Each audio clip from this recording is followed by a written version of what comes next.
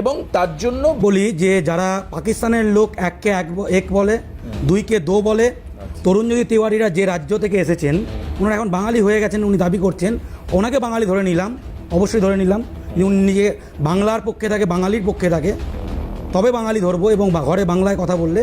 কিন্তু উনি যে রাজ্য থেকে এসেছেন সেখানে যারা তারাও এককে এক বলে, দুইকে দো বলে, তাহলে তারাও কি পাকিস্তানি? প্রশ্ন এক। 2 নম্বর, সমস্ত বিজেপি শাসিত রাজ্যে বাঙালি পরিযায়ী শ্রমিকরা মার খাচ্ছে বাংলা ভাষায় কথা বলার জন্য।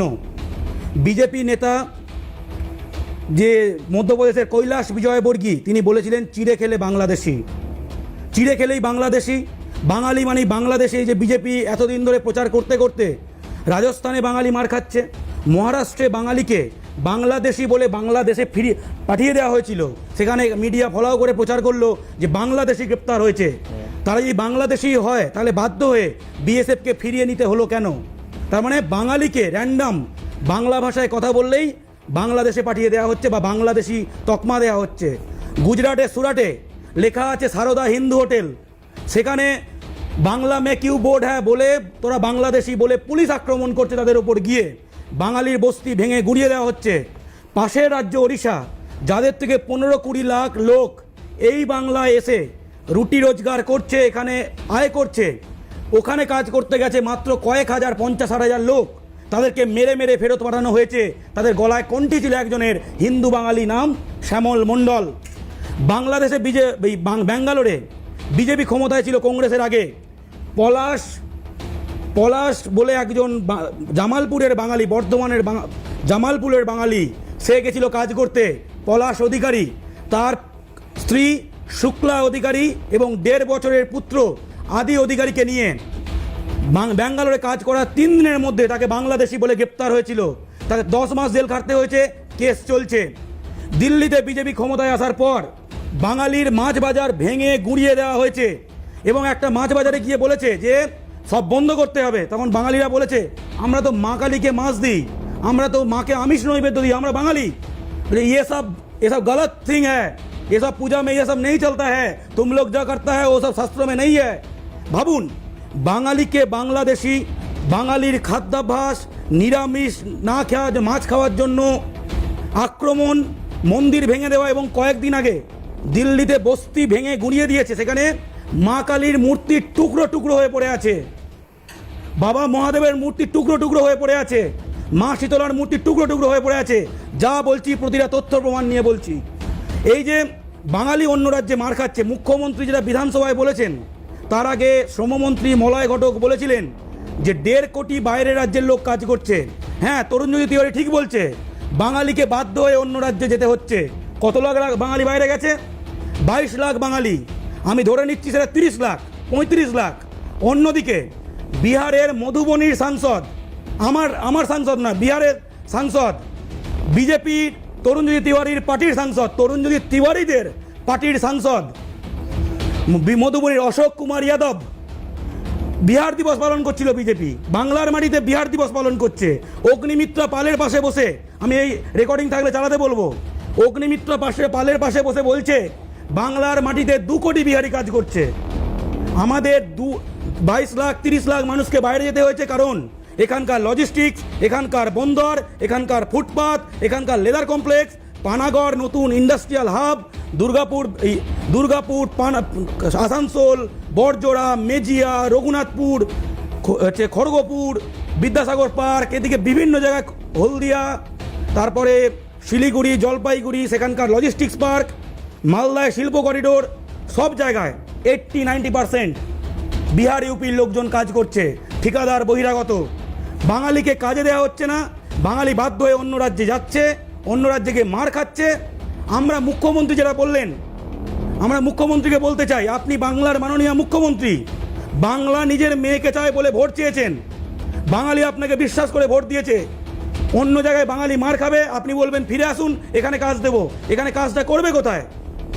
কেন্দ্র সরকারের ডেটা বলছে যে ভারতের মধ্যে এখন 5টা বেস্ট মাইগ্রেশন ইন স্টেট, মানে যেখানে পরিযায়ী শ্রমিক যায়, বাংলা তার মধ্যে 3 নম্বরে আছে। মানে বাংলায় প্রচুর লোক কাজ করতে আসছে। কেন আসছে? ওনারা শিল্প দেখতে পান না, আমি বলছি, আমি এক্ষুনি নিয়ে যাব, চ্যালেঞ্জ করে বলছি, শিল্পায়ন হচ্ছে, বড় বড় ফ্যাক্টরি হচ্ছে, কিন্তু বাঙালিকে কাজে নেওয়া হচ্ছে না। সেখানে মুখ্যমন্ত্রী হয়ে যদি বাঙালিকে কাজ না দেন, বাঙালি যাবে কোথায়? যে বাঙালির রক্তে ভারত স্বাধীন হয়েছে, সেই ভারতে বাঙালি আজকে বাংলায় কথা বলার জন্য আক্রান্ত। এবং দেখবেন পেহেলগাঁও অ্যাটাকের পরে যতজন পাকিস্তানের স্পাই ধরা পড়েছে, 90% কেন 100% হিন্দিভাষী। নামগুলো পরপর বলতে পারি, তাহলে প্রতিটা হিন্দিভাষী কি পাকিস্তানি? তারা কি পাকিস্তানের দালাল? বিজেপি কি জবাব দিক? এ জিনিস চলতে পারে না। বিজেপিকে বাংলার মানুষ, বাঙালি পরপর ভোট কমছে কেন? কারণ শুভেন্দু অধিকারীরা বলে বাঙালি হিন্দু নয়, বাঙালি নকল হিন্দু, উত্তরপ্রদেশের হিন্দু আসল হিন্দু। এই বিজেপি বাঙালিকে 12 লাখ হিন্দু বাঙালিকে ডিটেনশন ক্যাম্পে পুরেছে এবং তাদের নাগরিকত্বহীন করেছে আসামের মাটিতে। হিন্দু মুসলমান নির্বিশেষে বিজেপির দ্বারা বাঙালি আক্রান্ত, তাই জন্য বিজেপির পরপর ভোট কমছে। এবং মাননীয় মুখ্যমন্ত্রী যে তৃণমূল বাংলা নিজে মেয়েকে চায় বলে ভোট পেয়েছে, তাদের দায়িত্ব অন্য রাজ্যে, এই যে তরুণজ্যোতি তেওয়ারির রাজ্যে এখন বিধানসভা ভোটের প্রচার চলছে, সেখানে ওনাদের জোট সঙ্গী কি নাম জানেন? চিরাগ পাসওয়ান, কেন্দ্রীয় মন্ত্রী। তার স্লোগান কি? Bihar first, Bihari first. বলছে উনি ভাষার ভেদাভেদ নেই, কিচ্ছু নেই, বিহার ফার্স্ট, বিহারি ফার্স্ট। ওনার দলের উপমুখ্যমন্ত্রী ছিলেন সুশীল মোদী বিহারের, তিনি টুইট করেছিলেন 2021 সালে বাংলায় বিজেপি ক্ষমতায় এলে লাখ লাখ বিহারির কাজ হবে। সেই টুইটটা দেখান, এক্ষুনি পেয়ে যাবেন।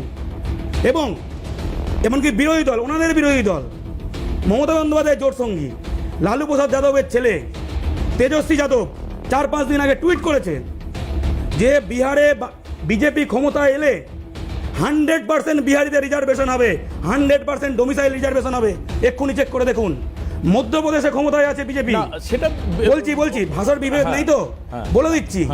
মধ্যপ্রদেশে 100% ডোমিসাইল রিজার্ভেশন চালু করেছে বিজেপি ওদের রাজ্যে, হিন্দিভাষী রাজ্যে। যদি ওখানে হতে পারে বাংলায়, তাহলে কেন বাংলায় চাই?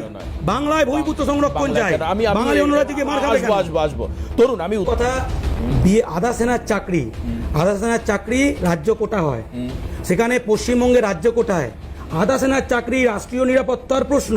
সেখানে বিহার ইউপির হাজার হাজার ছেলে মেয়ে, যেখানে আমাদের আন্দোলনের পর আমরা সব জায়গায় আন্দোলন করেছি। এসএসসি এখানে যে সাব সিলেকশন কমিশনের রিজিওনাল হেডকোয়ার্টার, সেখানে বারংবার আন্দোলন করেছি।